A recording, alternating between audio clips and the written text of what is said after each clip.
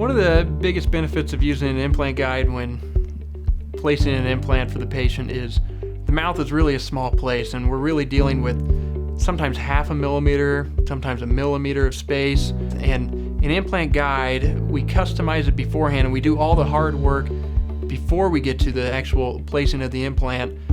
That way, when the implant's actually placed in the mouth, it's exactly where we want it, up to half a millimeter, sometimes even more accurate, just right where we want it. The reason these guides are so accurate is we're able to do a 3D scan of the head, and then we're able to virtually scan the teeth inside the mouth, and we integrate those two things together to make a surgical guide. And when we're making the surgical guide and using this 3D image of the head that we've taken, we're able to identify crucial anatomy such as nerves and width of bone, and we're able to see the angle of the teeth that are adjacent to it, and so we can pick the exact diameter of the implant we want, the length of the implant. We can pick the angulation of the implant to make the tooth really look like a tooth when we're done with it, and at the same time